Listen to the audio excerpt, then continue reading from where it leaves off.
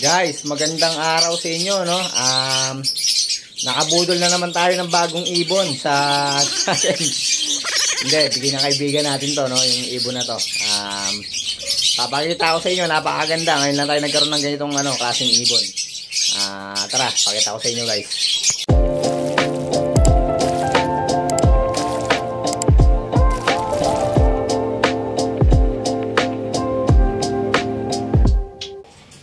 Pero bago yun mga kaibon, update ko lang kayo dito sa mga breeder natin na African, no?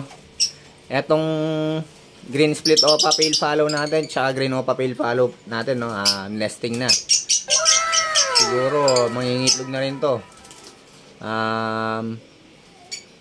Nakikita ko na sila nagme-mate eh. Tapos yung dito sa kabila naman, yung hen, yung blue opaline dilute natin, hindi na lumalabas ng nest box, pero hindi ko pa sinisilip, no? Hindi ko alam kung may egg na to, wala pa. Bukas ng umaga sisilipin ko para makasigurado kung may itlog na nga ba o wala pa. Nesting na rin to, alam ko eh. Tapos dito sa green opaline natin na back to back green opaline split ino natin, nesting na rin sila, no? Pero di ko pa nakikita nagme-mate. Pero nagdi-nesting na yung hen natin dito. Tsaka madalas na siya sa loob ng nest box. Tapos, eto naman, green opaline, split ino. Tsaka, ang kaper niya, white bull, split ino. Yun, nesting na rin, no? Ayan, yung mga malunggay na binibigyan natin sa kanila, bawas-bawas na. Ibig sabihin, nagdi-nesting na yung hen natin. Malapit na yan mag-breed. Kasi, breeding season na yan ngayon. Kasi, magsa-summer na, no?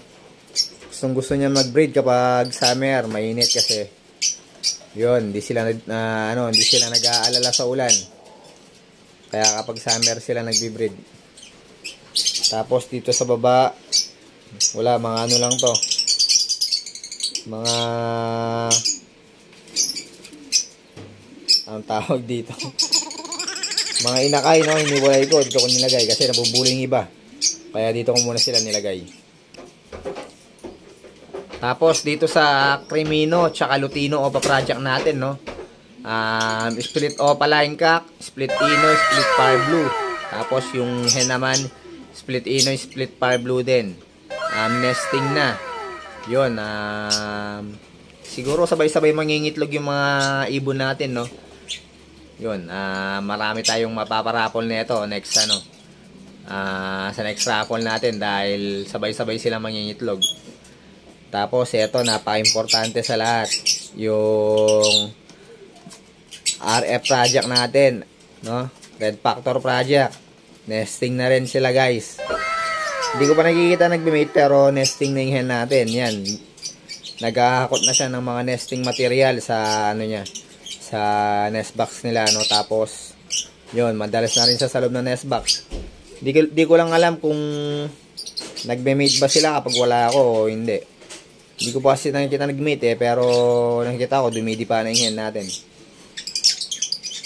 Tapos dito sa ilalim naman, etong Alps 1 natin, nakita ko gusto na rin makipag-mate nito, no? Siguro halos sabay-sabay lahat talaga mangingitlog yung mga natin, African birds natin. African lovebirds, no? Yun. Sana magsabay-sabay nga sila kasi ipapaposter ko yung iba para mabilis dumami yung natin, mga high mutation natin. Tapos guys, dito sa natin, no, badges natin, yung Euroline badges natin, ito, yan, napakaganda. Hindi ko alam i-breed to. Hindi sila pumapasok ng nest box, pero naka-open naman yung nest box nila, yan, no. Hindi ko sila alam i-breed. Hindi ko alam kung kailan magbe-breed tong dalawa na to. Hindi ko sila nakikita nagbe-mate eh. Tapos di ko rin nakikita ang pumapasok sa nest box. Kaya yun, hintayin ko na lang. Siguro hindi pa breeding season para sa kanila, no? Hindi ko kasi alam yung breeding season ng mga badges. Pero pag-aaralan natin yan para malaman natin, no?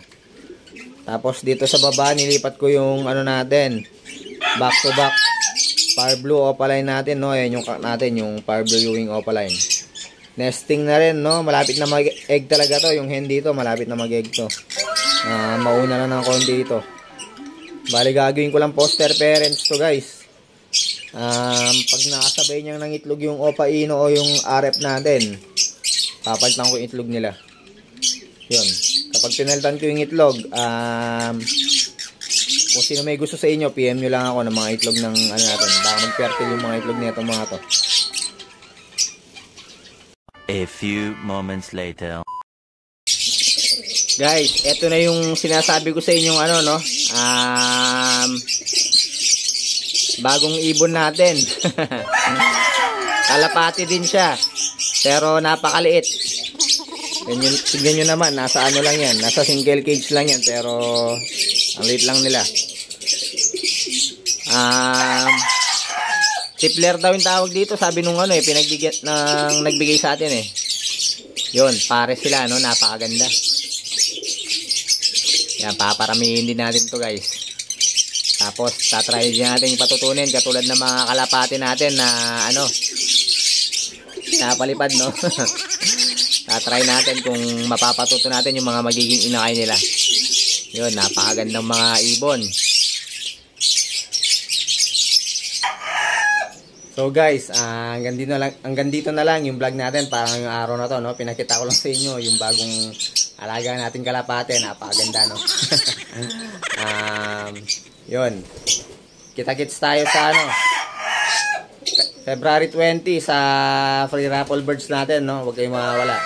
8 PM sharp, mag-uumpisa na yung free raffle birds natin sa February 20. Napakaganda ng mga papremyo natin, guys. Kaya yun,